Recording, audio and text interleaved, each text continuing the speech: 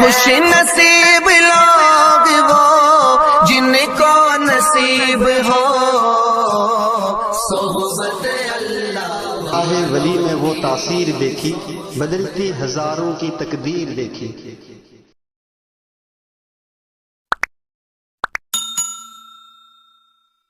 الحمد للہ وکفی وسلام علی عبادہ الذین اصطفی، اما بعد فاعوذ باللہ من الشیطان الرجیم، بسم اللہ الرحمن الرحیم، وَتُوبُوا إِلَى اللَّهِ جَمِيعًا أَيُّهَا الْمُؤْمِنُونَ لَعَلَّكُمْ تُفْلِحُونَ۔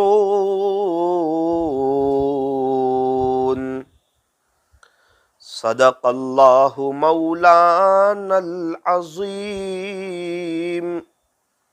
وقال النبی صلی اللہ علیہ وسلم، ذکر اللہ شفاء القلوب، وصدق رسولہ النبی الکریم، ونحن على ذلك لمن الشاهدين والشاكرين، والحمد لله رب العالمين۔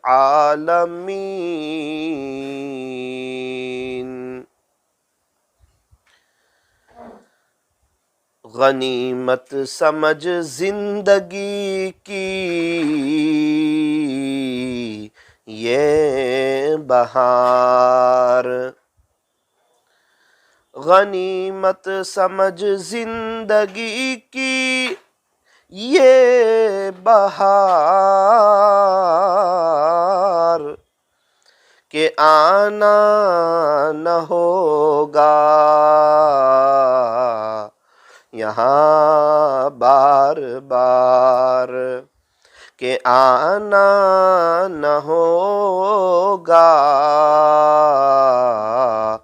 یہاں بار بار۔ زندگی ہو رہی ہے مثل برف کے کم، رفتہ رفتہ چپ کے دم بدم،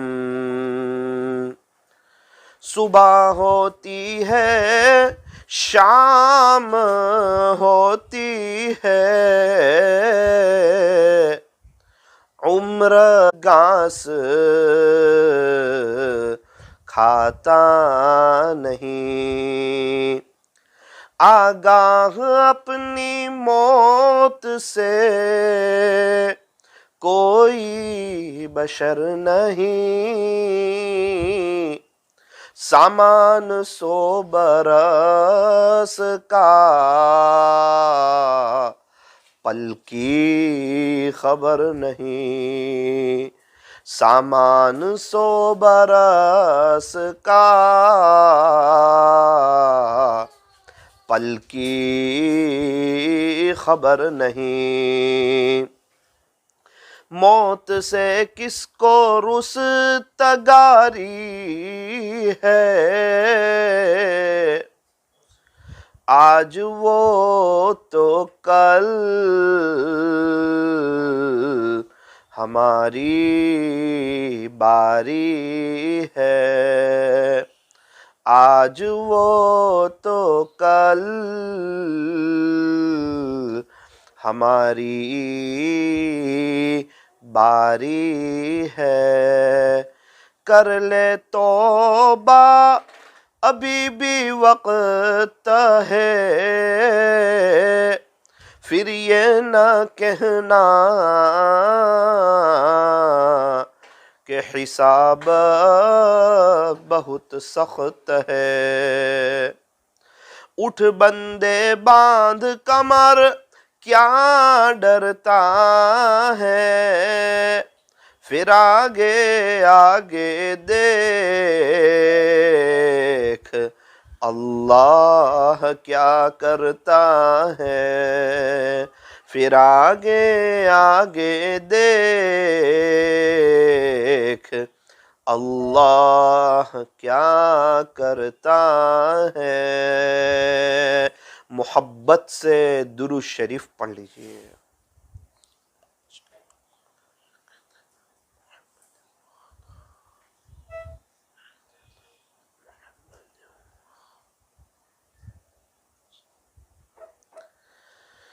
میری محترم دینی ماؤں اور بہنوں، اللہ تبارک و تعالی کے خزانے بے شمار ہے۔ اللہ تعالی ہر وقت دینے کے لیے تیار ہے، لینے والے کہاں ہیں، مانگنے والے کہاں ہیں، ہاتھ پھیلانے والے کہاں ہیں، منت سماجت کرنے والے کہاں ہیں، رونے والے کہاں ہیں، اللہ کو منوانے والے کہاں ہیں۔ رونا اللہ کو بہت پسند۔ آپ نے دیکھا ہوگا چھوٹے بچوں کو، مسلمانوں کے بچے ہو یا غیر مسلم کے بچے ہو، یہودی کے ہو، نصارہ کے ہو، مشرکین کے ہو، مجوسی کے ہو، کبھی بھی کسی بچے کا کوئی کام رکتا نہیں ہے۔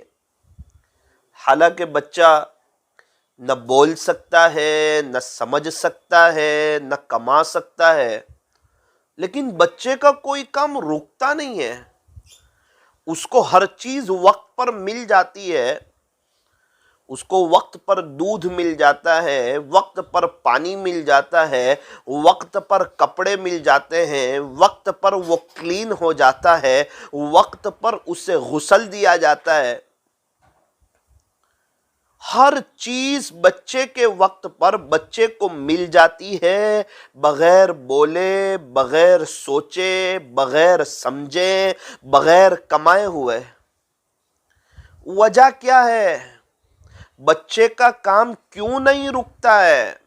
فرمایا کہ بے شک بچہ بولتا نہیں، بے شک بچہ سمجھتا نہیں، بے شک بچہ کمانے کے قابل نہیں، لیکن یوں فرمایا کہ بچے کو رونا آتا ہے، رونے کی وجہ سے اس کا کوئی کام رکتا نہیں۔ بچے کو پتا ہے میں روؤں گا میرا کام ہو جائے گا، میں روؤں گا مجھے دودھ مل جائے گا، میں روؤں گا مجھے کلین کر دیا جائے گا، میں روؤں گا مجھے پاک صاف کر دیا جائے گا، میں روؤں گا میرے ماں باپ مجھے گھمانے کے لیے لے جائیں گے۔ ایک واحد چیز ہے رونا۔ اس رونے کی وجہ سے بچے کا کوئی کام رکتا نہیں ہے، چاہے مسلمانوں کا بچہ ہو یا غیر کا بچہ ہو۔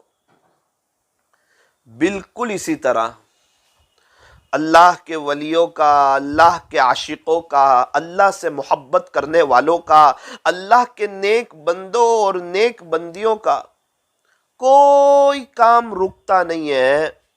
ہر کام وقت پر بہت آسانی سے، سہولت کے ساتھ، عافیت کے ساتھ، اطمینان کے ساتھ، خوش دلی کے ساتھ، بہت ہی بہترین طریقے پر ان کے سارے کام ہو جاتے ہیں۔ وجہ کیا ہے؟ وہ اللہ کے سامنے رونا جانتے ہیں۔ بچوں کا کوئی کام رکتا نہیں، کیونکہ بچہ رونا جانتا ہے۔ اللہ کے نیک بندوں، نیک بندیوں کا کوئی کام رکتا نہیں، کیونکہ قرآن شریف کی تلاوت کرتے کرتے رونا یہ اللہ کو بہت پسند ہے۔ رونے والوں سے اللہ بڑا پیار کرتے ہیں، بڑی محبت فرماتے ہیں۔ دنیا کے لیے رونے والے بہت ہیں۔ کاروبار میں لاس ہو گیا، رو رہے ہیں، یہ آپ کو بہت ملیں گے۔ کوئی پریشانی آئی تو رو رہے ہیں، یہ بھی آپ کو بہت ملیں گے۔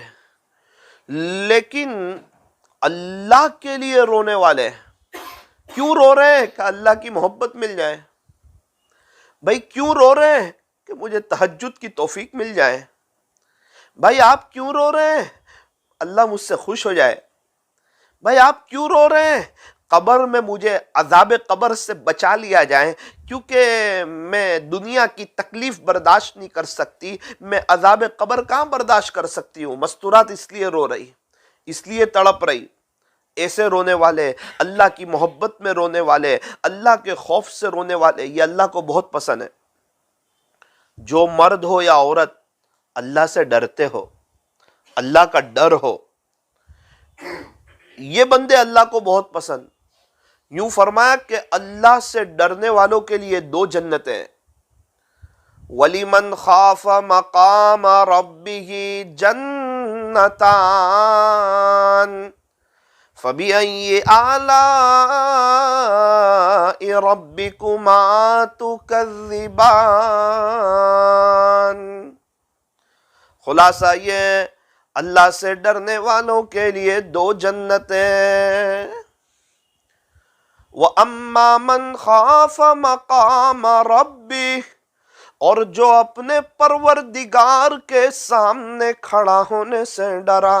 وَنَهَى النَّفْسَ عَنِ الْهَوَىٰ، اور اپنے نفس کو خواہشات میں پڑنے سے روک لیا. فَإِنَّ الْجَنَّةَ هِيَ الْمَأْوَىٰ، فرمایا کہ جنت اس کا ٹھکانہ ہے. اللہ کے ڈر کی بات آ رہی ہے. بندہ اللہ سے ڈر رہا ہے، گناہوں سے بچ رہا ہے، خواہشات نفسانی سے بچ رہا ہے. آگے اللہ جنت کا تذکرہ شروع فرماتے ہیں. ایک مستورات یوں کہے کہ میں اللہ سے ڈرتی بھی ہوں اور گناہ بھی کرے، بد نظری بھی کریں، جھوٹ بھی بولیں، کسی کو تکلیف بھی پہنچائیں اور پردہ بھی نہ کریں، اللہ کو ناراض کرنے والا کام بھی کریں. یہ اس بات کی علامت ہے کہ صرف ڈر زبان پر ہے، دل میں نہیں ہے. کیونکہ ہم نے دیکھا جو جس سے ڈرتا ہے نا تو پھر احتیاط بھی کرتا ہے. سانپ سے ڈرنے والا سانپ سے بچتا ہے. بھئی کیا بات ہے؟ فرمایا سانپ ہے، فطری خوف ہے، اس لیے سانپ سے بچ رہا ہے. حالانکہ بہت سے سانپ بڑے خوبصورت بھی ہوتے ہیں، ان کی چمڑی بڑی ملائم ہوتی ہے، ایک دم مخمل جیسی. تو کبھی دل میں خیال آتا ہے کہ ذرا سا ہاتھ پھرا کے دیکھوں تھوڑا سا کیسا لگتا ہے سانپ. کیوں؟ پتا ہے سانپ کے اوپر ہاتھ پھیروں گا نا، سانپ میرا استقبال کر لے گا، مجھے ڈس لے گا، مجھے خطرہ ہو جائے گا. تو اس لیے جب بندے کو اس بات کا خوف ہوتا ہے کہ سانپ ڈسے گا، اس لیے سانپ سے بچتا ہے. سانپ سے ڈرنے والا سانپ سے دور رہتا ہے، شیر سے ڈرنے والا شیر سے دور رہتا ہے. بھئی ایک بیکری کی بڑی شاندار بسکٹیں بنی ہیں 1000، بہت مزیدار ڈرائی فروٹ کی بسکٹ، ایک دم ملائم، منہ میں رکھو تو پگھل جائیں، دیسی گھی کی بنی ہوئی. 1000 رکھی ہوئی ہے، پورا دسترخوان سجا ہوا ہے. اور مالک نے کہا کہ جناب کھائیے، مزہ آ جائے گا. صرف اتنا ہے کہ ایک بسکٹ میں زہر ہے. کتنی میں؟ باقی 999 بسکٹ ایک دم پیور. تو کیا کہے گا؟ جانے دینا بھائی، مجھے نہیں کھانا. مالک سمجھا رہا ہے، فیکٹری کا مالک، فکر کیوں کرتے ہو؟ 999 بسکٹ ایک دم پیور، دیسی گھی میں، ڈرائی فروٹ میں، ایک ہی بسکٹ میں زہر ہے. وہ کہتا ہے نا ہو سکتا ہے جو بسکٹ کھاؤں اسی میں زہر ہو. اس سے پتا چلا کہ ایک زہر کا خوف ہے، پتا ہے زہر کے کھانے سے جان کا خطرہ ہے. بندہ 1000 بسکٹ میں سے ایک کو بھی ہاتھ نہیں لگاتا، اور ہر گناہ کے اندر 100% زہر بھرا ہوا ہے. اس سے بڑا زہر کیا ہوگا؟ بندہ اللہ کی نظر رحمت سے گر جاتا ہے. اس سے بڑا کیا زہر ہوگا؟ اور بندہ بنداز گناہ کرتا ہے. ایک دم بنداس جھوٹ بھی بول دیتا ہے، دھوکہ بھی دے دیتا ہے، تانا بھی دے دیتا ہے، کبھی کسی کو خوشحال دیکھا فوراً اس کو پریشان کر دیتا ہے۔ اس لیے فرمایا کسی کو اتنا بھی پریشان نہ کرو کہ وہ اللہ کے سامنے ہمارا نام لے کر کے رو پڑے، اتنا کسی کو پریشان نہ کرو، کسی کو پریشان کرو ہی مت۔ کسی کو پریشان کرنا یہ اچھی بات نہیں۔ ابھی ہمارے بچوں کو کوئی پریشان کرے، ہم خوش ہو جائیں گے ان سے؟ اللہ کے بندوں کو، بندیوں کو کوئی پریشان کرے، اللہ اس سے خوش ہوں گے؟ فرمایا نہیں، جس کو اللہ سے محبت ہوتی ہے اس کو اللہ کی مخلوق سے بھی بڑا ہی پیار ہوتا ہے۔ وہ ہر ایک کو اللہ کا بندہ سمجھتا ہے، ہر ایک کو اللہ کی بندی سمجھتا ہے۔ اسے پتا ہے میں کسی کو ستاؤں گا مجھے اللہ نہیں ملے گا۔ کوئی ہمیں ستائے اس کو بھی نہ ستاؤ، کوئی ہمیں پریشان کرے اس کو بھی پریشان نہ کرو۔ معاف کرنا سیکھو۔ جو دنیا میں زیادہ معاف کرنے کے عادی ہوں گے ان کے لیے خوشخبری ہو، انشاءاللہ قیامت میں اللہ انہیں بہت جلدی معاف کرے گا۔ اور یوں فرمایا دنیا میں جو شخص اللہ کے تھوڑے دیے ہوئے رزق پر راضی ہو جائے گا، اللہ قیامت کے دن اس کے تھوڑے عملوں پر راضی ہو جائے گا۔ اللہ کے دیے ہوئے تھوڑے رزق پر راضی ہو جائے گا، خوش ہو جائے گا۔ یہ نہیں کہ شکوے شکایت کرتا پھرے گا، شکایتیں کرتا پھرے گا، نہ خوش رہے گا۔ فرمایا نہ تو ہجر اچھا نہ وصال اچھا، نہ تو ہجر اچھا نہ وصال اچھا، یار جس حال میں رکھے وہی حال اچھا۔ اللہ جس حال میں رکھے وہ حال اچھا۔ اس لیے فرمایا اگر کوئی اپنی آخرت بنانا چاہتا ہو بڑے پیمانے پر کہ میری آخرت بن جائے، اس کو چاہیے کہ وہ 3 کام کرے۔ جو شخص مرد ہو یا عورت یہ 3 کام کرے گا انشاءاللہ اس کا تزکیہ نفس بھی ہوگا اور اس کی آخرت بھی بنے گی۔ نمبر 1، اسے چاہیے کہ وہ نعمتوں پر شکر کرے۔ بہت سی اللہ نے نعمت دی، بھئی مکان دیا الحمدللہ، میری دینی ماؤں بہنوں آپ کو شوہر دیا، پڑھے ان کو دیکھ کے الحمدللہ، بچے دیے پڑھے الحمدللہ، گھر میں کھانے کی چیزیں موجود ہے پڑھے الحمدللہ، کتنے گھروں میں پنکھا ہے، اے سی ہے، لائٹنگ ہے، شاندار مکان ہے، پڑھے الحمدللہ۔ کہیں مانگنے جانے کی ضرورت نہیں پڑتی، سوال کرنے کی ضرورت نہیں پڑتی۔ میرا رب ایسا کریم ہے، چائے کا ایک وقت آگے پیچھے نہیں کرتا، اتنا اللہ کھلا رہا ہے، پلا رہا ہے، بڑا شاندار نظام چلا رہا ہے۔ کوئی قرضہ نہیں ہے، پڑھے الحمدللہ، کوئی پریشانی نہیں، پڑھے الحمدللہ۔ آپ کے شوہر کے پاس کار ہو پڑھے الحمدللہ، بائک ہو پڑھے الحمدللہ، آپ کا اپنا پرسنل بزنس ہو پڑھے الحمدللہ، آپ کے پاس پہننے کے لیے کپڑے موجود ہیں پڑھے الحمدللہ، کہیں کہیں چپل موجود، کہیں کہیں سینڈل موجود، کہیں کہیں پرس موجود، اللہ نے کتنی نعمتوں سے نوازا ہے۔ تو فرمایا کہ نعمتوں پر شکر کریں، شکر کرنے سے اللہ نعمتوں میں اضافہ فرماتے ہیں، بڑھوتری فرماتے ہیں۔ آپ دیکھو اللہ والوں کو، وہ بڑے خوشحال نظر آتے ہیں، ان کی نعمتوں میں اضافہ ہوتا جا رہا ہے، بڑھوتری ہوتی جا رہی ہے۔ وجہ کیا ہے؟ ہمیشہ وہ اپنے رب کے، اپنے خالق کے، اپنے مالک کے، اپنے پالنہار کے شکر گزار ہے۔ یہی شریعت کی تعلیم ہے، ہمیں شکر کیا جائے۔ بھئی پانی اللہ کی بڑی نعمت ہے، اس کے بعد فرمایا الحمدللہ۔ کھانا اللہ کی بڑی نعمت ہے، اس کے بعد الحمدللہ الذی اطعمنا وسقانا وجعلنا من المسلمین، شروع میں الحمدللہ۔ بھئی سونا اللہ کی بڑی نعمت ہے، سو کر اٹھیں فوراً پڑھو الحمدللہ الذی احیانا بعدما اماتنا والیہ النشور، شروع میں کیا آیا؟ الحمدللہ۔ الحمدللہ ہمیں وقت پر کھانا مل جاتا ہے، کھانا ہضم بھی ہو جاتا ہے، ہم فارغ بھی ہو جاتے ہیں۔ اسی لیے فرمایا واش روم سے باہر نکلیں، بیت الخلاء سے باہر نکلیں تو پڑھیں غفرانک الحمدللہ الذی اذھب عنی الاذی وعافانی۔ شروع میں آیا الحمدللہ۔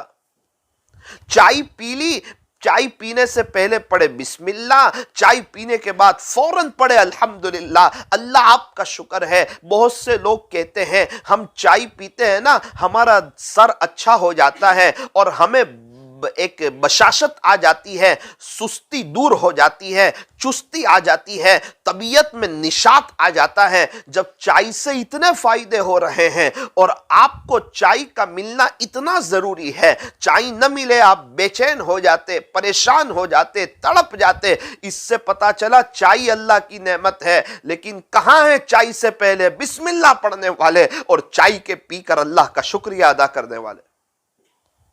اپنے بچوں کو بھی سکھاؤ، بیٹا چائے پینے سے پہلے پڑھو بسم اللہ، چائے پینے کے بعد پڑھو الحمدللہ، اللہ کے نام سے پیو، پی کر اللہ کا شکر ادا کرو۔ چائے پینے کے بعد الحمدللہ پڑھنا، اللہ کا شکریہ ادا کرنا، یہ بہت بڑی نعمت ہے۔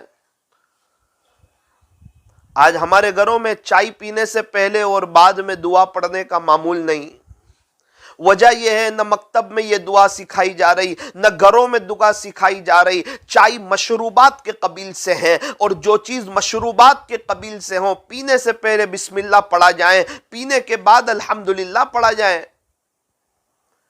میری دینی ماؤں بہنوں، یہ عاجز یہ کہنا چاہتا ہے اگر دنیا میں آپ خوش رہنا چاہتے ہو، خوشحال زندگی گزارنا چاہتے ہو، بڑی مزیدار لائف گزارنا چاہتے ہو، نعمتوں میں اضافہ چاہتے ہو، بڑھوتری چاہتے ہو، کیا کرو؟ فرمایا شکریہ ادا کرنا سیکھ لو، شکوے شکایت نہ کرو۔ اللہ نے ہماری حیثیت سے بہت بڑھ کے دیا ہے، ورنہ اگر ہمیں ہمارے اعمال کے مطابق دیتا تو آج ہمارے پاس کچھ نہ ہوتا، ہم روڈ پتی ہوتے، ہم پریشان حال ہوتے۔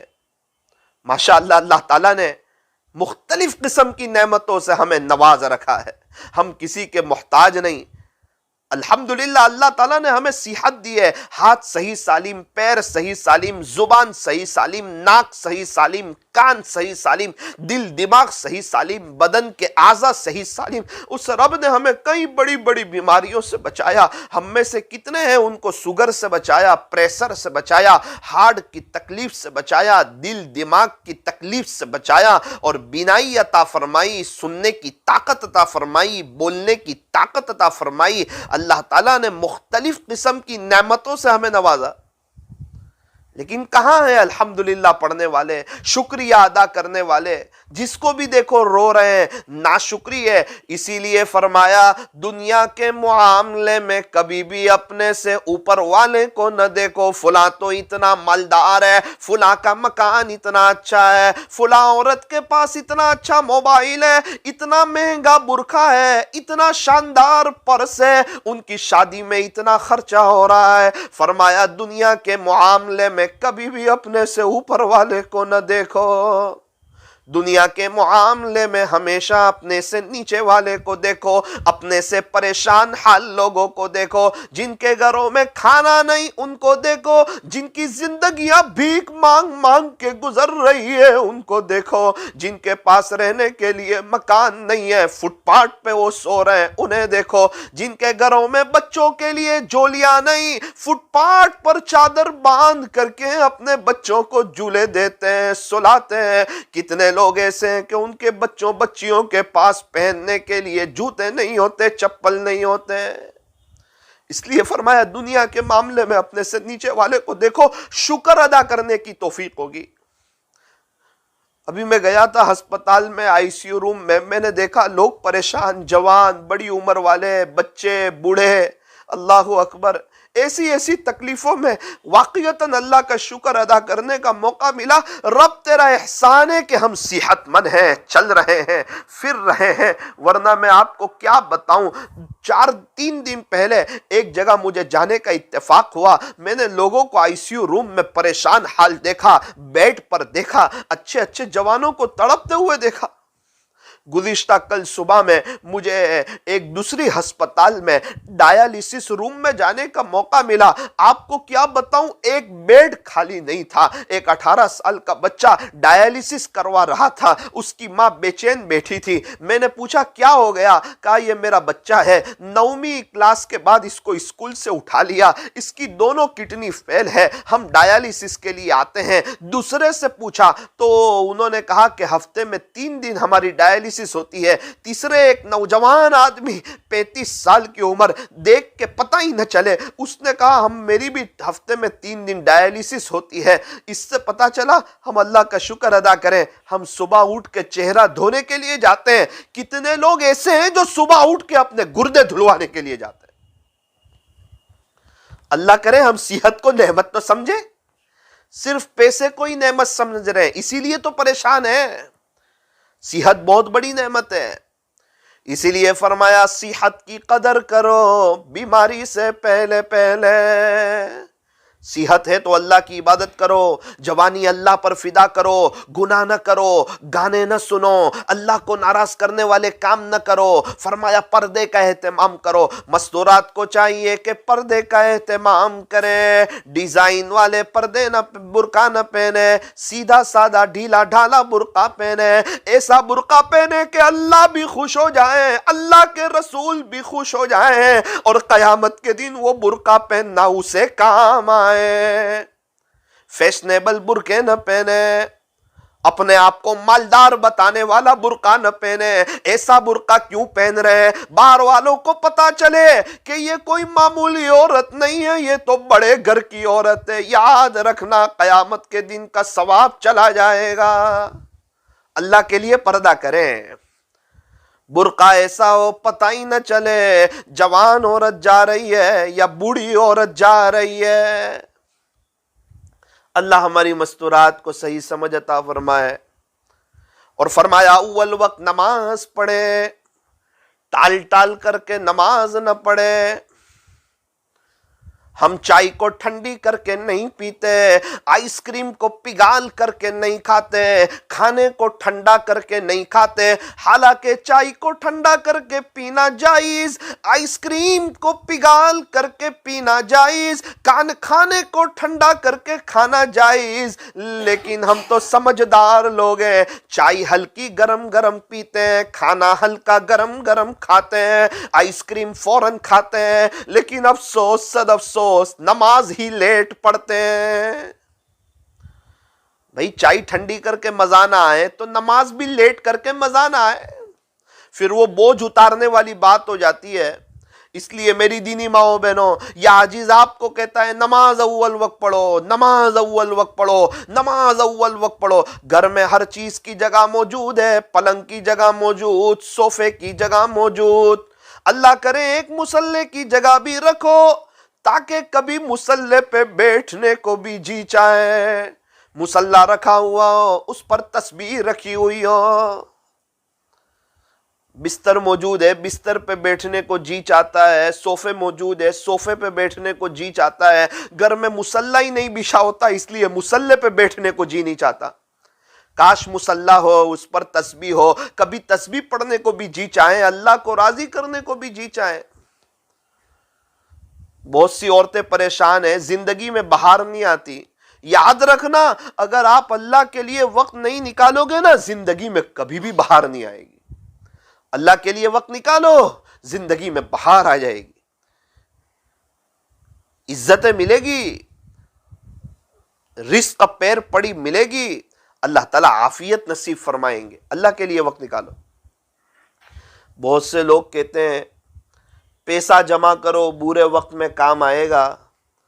اللہ والے کہتے ہیں اللہ کے لیے وقت نکالو, انشاءاللہ زندگی میں برا وقت ہی نہیں آئے گا. اللہ کے لیے وقت نکالو. آج ماشاءاللہ عورتیں ہر چیز کے لیے وقت نکالتی ہے.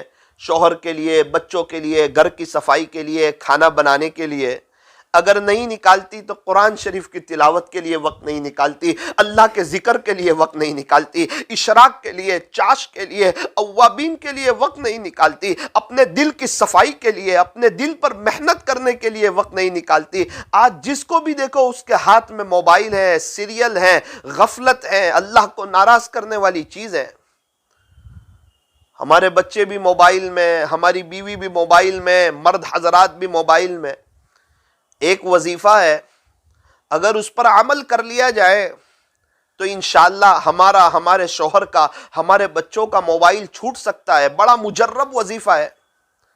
عصر کی نماز کے بعد 100 مرتبہ یا رؤوف یا عفو یا کریم، یا رؤوف یا عفو یا کریم، جو شخص 100 مرتبہ اس جو نیت سے پڑھے کہ جس کا موبائل چھوٹ جائے انشاءاللہ اس کا موبائل چھوٹ جائے گا۔ بہت سی عورتیں کہتی ہے کہ ہمارے بچے موبائل نہیں چھوڑتے۔ ارے اپنے بچوں کی نیت سے پڑھو، یا رؤوف یا عفو یا کریم، انشاءاللہ آپ کے بچوں کا موبائل چھوٹ جائے گا۔ آپ خود اپنی نیت بھی جب پڑھو نا، ایک ہی تسبیح 100 مرتبہ سب کی نیت کر لو، اپنی، اپنے بچوں کی، اپنے شوہر کی، تاکہ سب گھر میں ایک محبتوں کے ساتھ رہیں، موبائل سے دور رہیں، بچے تھوڑا کھیلے کودے گرے پڑے تاکہ تھوڑے سے مضبوط بنے، سست نہ بنے، بے چین نہ بنے، پریشان حال نہ بنے۔ یوں فرمایا کہ اس وظیفے کا اہتمام کرو۔ اور میری دینی ماؤں بہنوں، قرآن شریف کی تلاوت کرو۔ اگر آپ بہترین زندگی گزارنا چاہتے ہو، بہترین زندگی، اللہ کے ساتھ اپنے تعلق کو مضبوط کر لو، خود بخود آپ کی زندگی بہترین ہو جائے گی۔ اگر آپ بہترین زندگی گزارنا چاہتے ہو، اللہ کے ساتھ اپنے تعلق کو مضبوط کر لو، آٹومیٹک آپ کی زندگی بہترین ہو جائے گی۔ میری دینی ماؤں بہنوں، چلتے پھرتے اللہ سے باتیں کرنا شروع کرو، اللہ سے بات کرو۔ جس نے دل بنایا ہے نا، اپنی دل کی باتیں اسی سے شیئر کر کے دیکھو، زندگی آسان ہو جائے گی، مزیدار ہو جائے گی، پر رونق ہو جائے گی۔ ایک مستورات کا مجھے فون آیا، مجھے کہا مولانا ہم واپی سے بولتے ہیں، فلاں چیز کا علاج بتاؤ۔ میں نے کہا آپ کو غلط فہمی ہو گئی، میں عامل تو نہیں ہوں، اور عاملوں سے دور بھی بہت ہوں تھوڑا سا، اس لیے معاف کرنا، میں عامل نہیں، میں تعویذ کرنا نہیں جانتا، عملیات کا الف با بھی نہیں جانتا، اور اب تو بہت سے عاملوں نے اس کو اپنا بزنس بنا لیا ہے، اس لیے میں تھوڑا سا اس سے دور بھی ہوں۔ آپ کے پاس کوئی عمل؟ میں نے بولا ہاں میرے پاس ایک عمل ایسا ہے، اگر تو وہ عمل کر لینا اللہ تیری عاملوں سے جان چھوڑا دے گا۔ وہ عمل کون سا ہے؟ میں نے کہا کہ ایک ایڈریس میں جانتا ہوں، رات 3:30 سے 4:30 بجے کے درمیان، رات کے آخری پہر میں اللہ خود پہلے آسمان پر آ جاتے ہیں اپنے بندوں کے، اپنی بندیوں کے کام کو بنانے کے لیے۔ بس آپ نے جس درد کے ساتھ بات مجھے کہی ہے، آپ رات میں اٹھیں، 1-2 منٹ وضو کریں، 2 منٹ میں آپ تہجد پڑھیں، 4-5 منٹ وہ باتیں اپنے اللہ سے کہہ دیں یقین کے ساتھ، مجھے امید ہے میرا رب آپ کے سارے مسائل حل کرے گا، آپ کے سارے پرابلم سولو ہو جائیں گے۔ تقریباً 2 دن کے بعد کچھ اس طرح فون آیا، مولانا صاحب الحمدللہ میں رات اٹھ رہی ہوں، میرے مسئلے حل ہو رہے ہیں، مجھے ایڈریس مل گیا ہے، آج کے بعد نہ آپ کو فون کروں گی نہ کسی عامل کے پاس جاؤں گی۔ او میری دینی ماؤں بہنوں، کیا پریشانی ہے آپ کو؟ کیا تکلیف ہے؟ کیا بے چینی ہے؟ کچھ قرضہ ہے؟ کیا آپ کوئی اچھے گھر میں رہنا چاہتی ہو؟ کیا آپ کا شوہر آپ کی طرف توجہ نہیں دیتا؟ کیا آپ کو آپ کی ساس کی طرف سے یا بہو کی طرف سے، دیرانی کی طرف سے، جیٹھانی کی طرف سے، بھابی کی طرف سے، کس کی طرف سے تکلیف ہے؟ کیا آپ عمرہ کرنا چاہتی ہو؟ یہ رات کے آخری پہر میں 10 منٹ اللہ کو دو، آپ کا شوہر بھی آپ کا ہوگا، آپ کے بچے بھی آپ کے ہوں گے، آپ کی زندگی بڑی سکون والی، بہاروں والی ہو جائے گی۔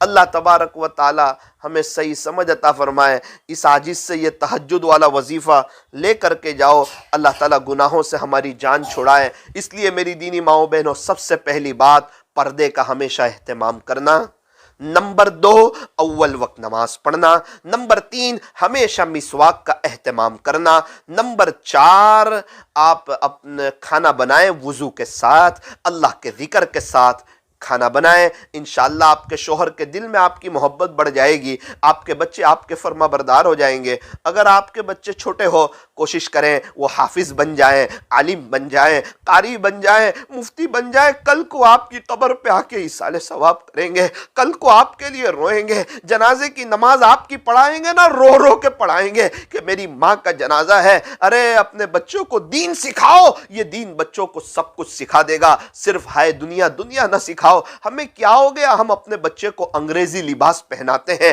شرٹ پینٹ پہناتے ہیں، جینس ٹی شرٹ پہناتے ہیں۔ ارے یہ بچے بڑے ہو کے اگر اللہ کے نافرمان ہوئے نا تو آپ کے بھی نافرمان بنیں گے، صرف جمعہ کفنی پائجامہ پہنیں گے، وہ بھی ان کو شرم آئے گی، وجہ ان کے ماں باپ ہے، بچپن میں ان کو اسلامی لباس نہ پہنایا، اسلامی لباس سے دور رکھا، مدینہ منورہ کے کلچر سے دور رکھا۔ وہ ماں باپ اپنے بچوں کی آخرت بھول گئے، ان کی قبر بھول گئے، ان کا حساب کتاب کا دن بھول گئے، صرف ان کی 50-60 سالہ زندگی کا سوچا۔ ماں باپ بھی پریشان، اولاد بھی پریشان۔ میری دینی ماؤں بہنوں، بچے چھوٹے ہیں، جب تک درخت کی شاخ چھوٹی ہو جس طرف مڑاؤ اس طرف مڑ جاتی ہے۔ آپ کو اللہ کا واسطہ اسلامی لباس پہناؤ، کفنی پائجامے پہناؤ، جبے پہناؤ، سر پہ ٹوپی پہناؤ، ابھی سے ان کو نیک بناؤ، اللہ والوں کے واقعات ان کو سناؤ، فضائل اعمال کی تعلیم میں ان کو بٹھاؤ، ان کو بد دعائیں نہ دو، ان کو دعائیں دو، ان کی اچھی تربیت کرو۔ ہر وقت غصے میں رہنا، مارتے رہنا،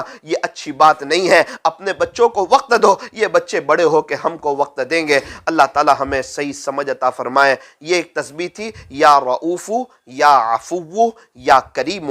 عصر کے بعد 100 مرتبہ فیملی کا موبائل چھوٹ جائیں، اس نیت سے پڑھ لی جائیں۔ یہ تینوں اللہ تعالیٰ کے پیارے پیارے نام ہیں۔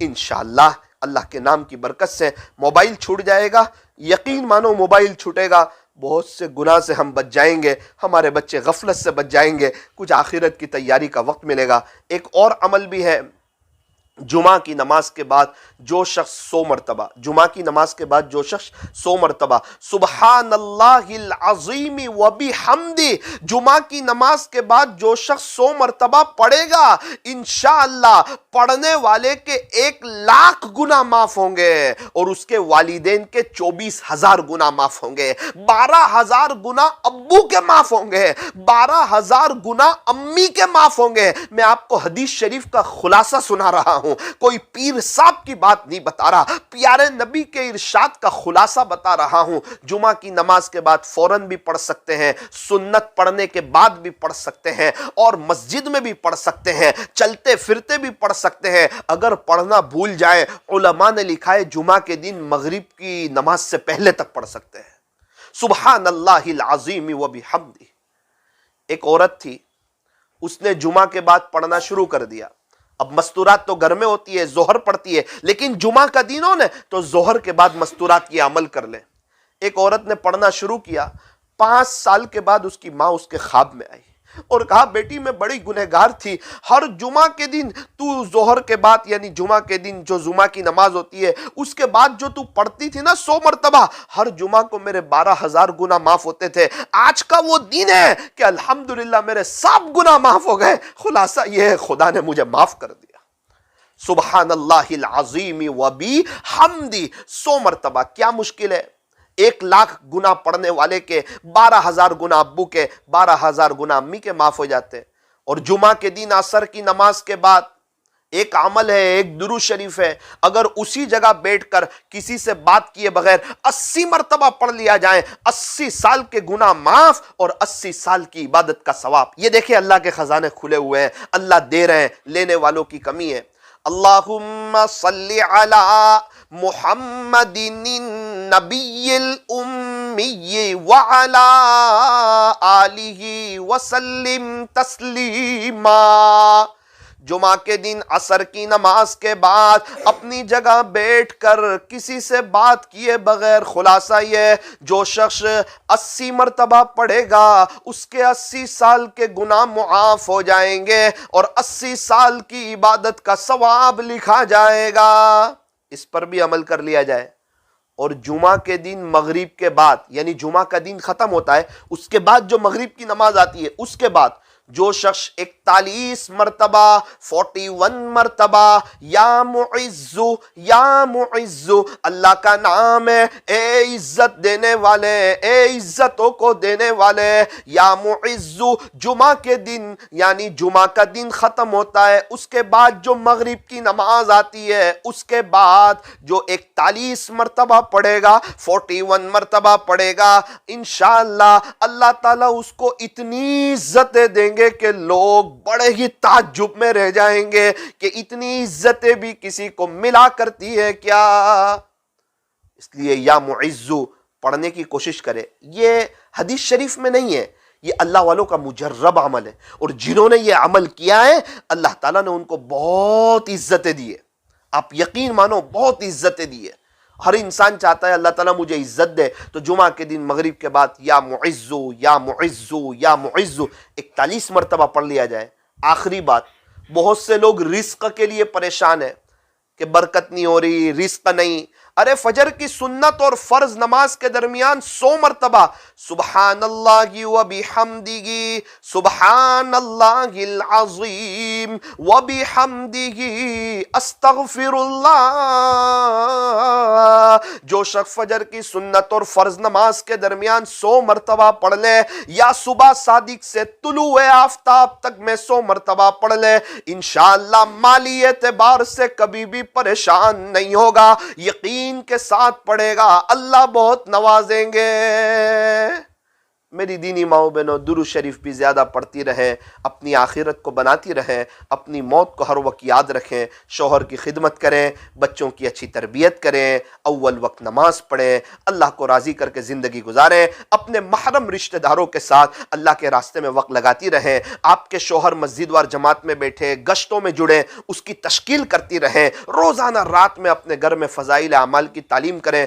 حضرت پیر ذوالفقار صاحب نقشبندی دامت برکاتہم کے مستورات کے لیے تربیتی بیانات، شوہر کے ساتھ کس طرح رہیں، بچوں کے ساتھ کس طرح رہیں، گھر میں کام کاج کس طرح کریں، بہت اچھے حضرت کے بیانات ہیں، اس کو سنتی بھی رہیں، انشاءاللہ اس کا بڑا فائدہ ہوگا۔ اللہ تعالی ہمارے بیٹھنے کو، جمع ہونے کو قبول فرمائے۔ ہاتھ اٹھائیے، دعا کر لیجئے۔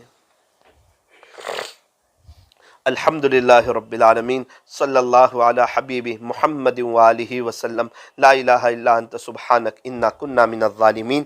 پیارے اللہ رحیم مولا کریم آقا، اللہ ہمارے گناہوں کو معاف فرما، ہماری سیئات کو حسنات سے مبدل فرما، ہماری خطاؤں سے درگزر فرما۔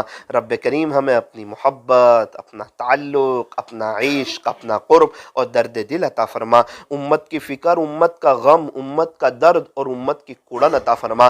اللہ جی ہمیں دین کی مبارک محنت کے لیے، دور کے لیے، دیر کے لیے، سارے عالم کے لیے اخلاص کے ساتھ اپنے فضل سے قبول فرما، نور ظاہر نور باطن عطا فرما، تقوی، زہد، پاک دامنی اور عفت نصیب فرما، ولایت کا اور نسبت کا نور عطا فرما، فنا فی اللہ اور بقا باللہ کے نور سے مشرف فرما، سلوک کی ساری منزلیں خیر و عافیت سے طے فرما۔ اللہ جی دور دراز سے مستورات آئی ہے، اپنے آرام کا وقت قربان کر کے آئی ہے، ان کے آنے کو، ان کے بیٹھنے کو، ان کے جمع ہونے کو قبول فرما۔ اے اللہ ان کا آنا ایسا قبول فرما کہ اب کے بار انہیں مکہ مکرمہ اور مدینہ منورہ کی مقبول حاضری نصیب فرما، ان کی پریشانیوں کو دور فرما، انہیں چین سکون عطا فرما، برکتوں والی حلال روزی عطا فرما۔ اے اللہ مستورات کو اچھا برقع پہننے کی، اچھا پردہ کرنے کی توفیق عطا فرما، اول وقت نماز پڑھنے کی توفیق عطا فرما، بچوں کی تربیت کرنے کی، شوہر کی خدمت کرنے کی اور غیبت سے، گناہوں سے بچنے کی اور ایسی قابل رشک زندگی گزارنے کی کہ ان کی طرف سے کسی کو تکلیف نہ پہنچے۔ اللہ ایسے فیصلے فرما۔ بہت سے دوست احباب دور دراز سے چل کر کے آ گئے ہیں، اللہ سب کے آنے کو، بیٹھنے کو قبول فرما۔ اس مجلس کی برکت سے اللہ ہم تمام کو اپنا ولی بنا دے، اللہ ہمارے لیے حرمین شریفین کے دروازے کھول دے۔ اس گھر میں اور جہاں مستورات بیٹھی ہوئی ہے، یہ دونوں گھر میں اور پوری بلڈنگ میں اللہ نظر کرم فرما، انہیں برکتوں والی حلال روزی عطا فرما، ان کی پریشانیوں کو دور فرما۔ صلی اللہ تعالی علی خیر خلقی محمد وآلہ واصحابہ اجمعین برحمتک یا ارحم الراحمین۔